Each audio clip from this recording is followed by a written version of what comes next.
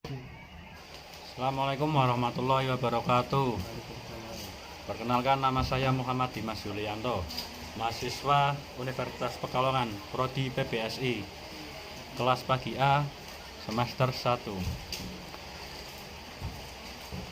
Pada video kali ini saya akan mencoba menyampaikan sebuah materi untuk memenuhi tugas UAS semester 1, yaitu materi tentang perkembangan dan dinamika puisi Indonesia. Antara lain materi yang saya bahas kali ini: 1. Definisi puisi, 2. Ciri-ciri puisi, 3. Bentuk dan aliran puisi Indonesia, dan terakhir tokoh-tokoh puisi Indonesia angkatan 90 sampai sekarang. Masuk ke dalam materi. Definisi puisi. Menurut KBBI atau Kamus Besar Bahasa Indonesia, puisi atau sajak merupakan ragam sastra yang bahasanya terikat oleh irama, mantra, rima, serta penyusunan larik dan bait. Biasanya puisi berisi ungkapan penulis mengenai emosi, pengalaman, maupun kesan yang kemudian dituliskan dengan bahasa yang baik sehingga terdapat irama dan enak untuk dibaca. Pemikiran penyair dituliskan dengan menggunakan beragam pemilihan kata yang indah sehingga dapat memikat para pembaca. Puisi memiliki nilai estetika yang berbeda-beda, tergantung penulis puisi. Setiap penyair biasanya memiliki kekhasan dalam menulis puisinya. Kemudian ciri-ciri puisi Indonesia. Ciri-ciri puisi. Secara umum, ciri-ciri puisi adalah sebagai berikut. Penulisannya terdiri dari bait yang di dalamnya berisi baris-baris. Kemudian banyak menggunakan gaya bahasa atau majas yang bermakna kiasan. Kemudian terikat oleh persajakan rima dan irama. Namun dalam puisi lama ciri-ciri itu berbeda.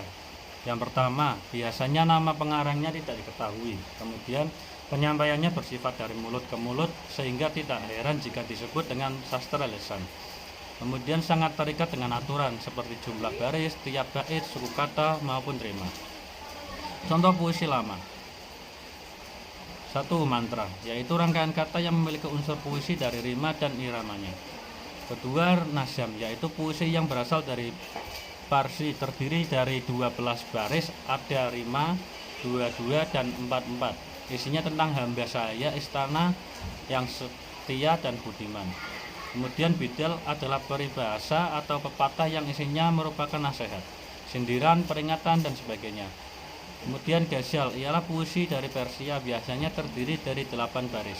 Kemudian karmina atau pantun kilat. Kemudian gurindam. Kemudian syair, pantun, termasuk bentuk puisi Indonesia atau Melayu. Kemudian seloka, dan terakhir adalah talibun. Kemudian ciri-ciri puisi modern.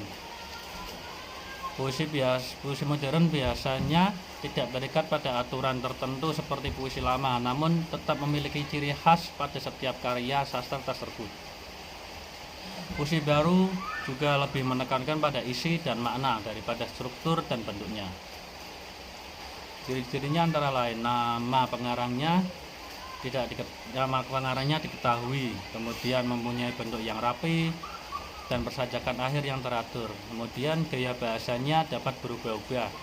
Kemudian perkembangannya melalui lisan maupun tertulis, atau bisa juga melalui media elektronik. Kemudian umumnya berbentuk 4 seuntai, dan yang terakhir tiap barisnya terdiri atas sebuah gatra atau kesatuan sintaksis yang di dalamnya berisi 4 atau 5 suku kata.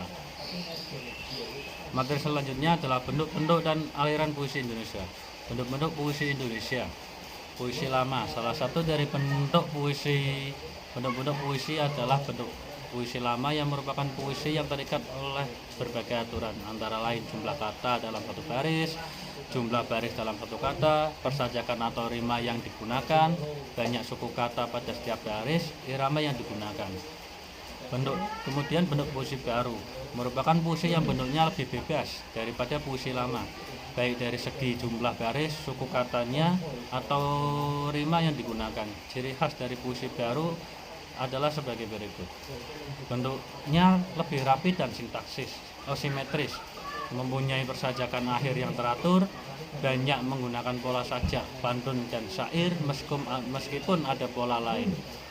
Sebagian besar merupakan puisi 4 seuntai.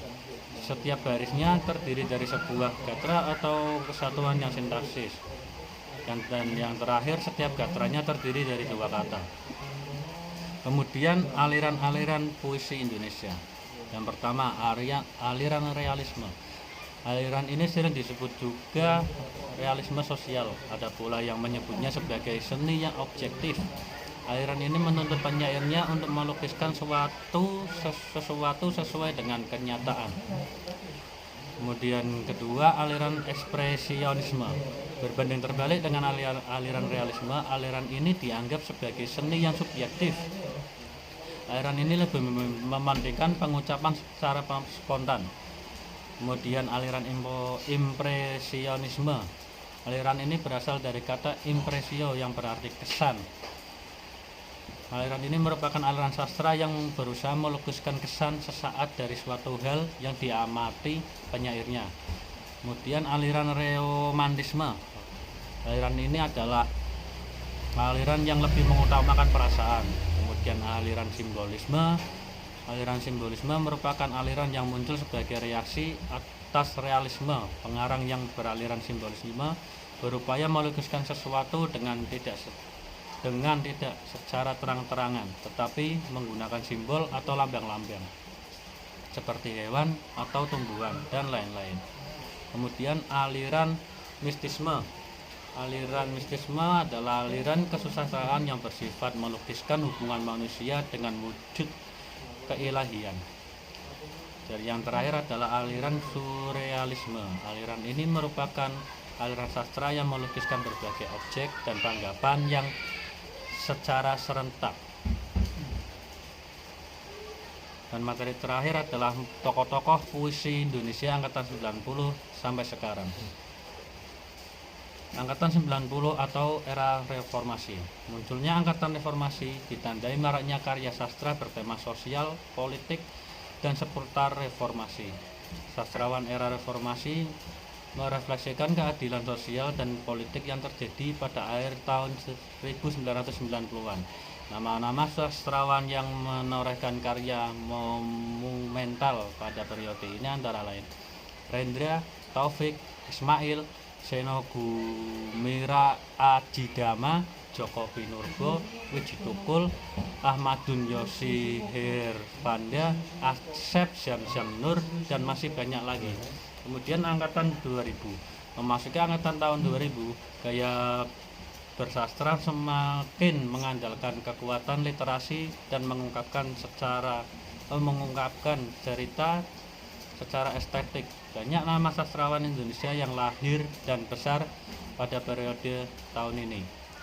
Antara lain adalah Ayu Utami, Afrizal Maha, Andrea Hirata, Habibur Rahman Elsi Razi, dan masih banyak lagi. Kemudian karya sastra di era digital. Selain dipengaruhi oleh zaman, karya sastra juga dapat mempengaruhi perkembangan teknologi. Agar tidak ditinggalkan berkat kemajuan teknologi pula muncul istilah sastra cyber. Secara definisi, sastra cyber merupakan karya sastra dalam berbagai genre yang disebarluaskan melalui media elektronik seperti Wattpad, Blogme, Cabaca, hingga Webtoon. Meski tidak jarang menimbulkan polemik, namun kehadiran sastra cyber memiliki penggemar tersendiri, khususnya di kalangan milenial. Terlepas dari polemik mengenai sastra cyber, perlu diakui bahwa hadirnya jenis sastra ini ikut mendobrak sekat yang selama ini hadir. Satu fakta menarik, telah banyak diterbitkan novel yang justru ceritanya telah eksis terlebih dahulu di Wattpad maupun Webtoon, seperti Mariposa karya dari Lulu, Klaris milik Valeri Patkar, hingga Assalamualaikum calon imam karya Nafisa Kaila Akbar. Dengan adanya sastra cyber ini, diharapkan semakin banyak sastrawan baru di era digital yang percaya diri mengeluarkan karyanya.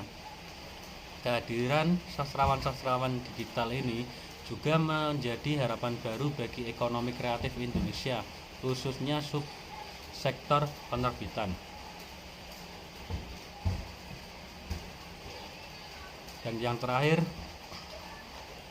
tulisan ini saya ambil referensi dari blogspot gramedia.com, literasi pengertian puisi, kemudian blog www.detik.com, ciri-ciri puisi, jenis-jenis dan unsur-unsurnya, kemudian blog kompas.com, kemudian blog lelas bersaja, kemudian blog ujian SMA, dan yang terakhir adalah blog Kemenparekraf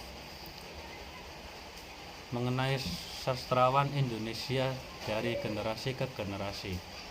Sekian video dari saya kali ini. Bila ada salah kata mohon dimaafkan. Wassalamualaikum warahmatullahi wabarakatuh.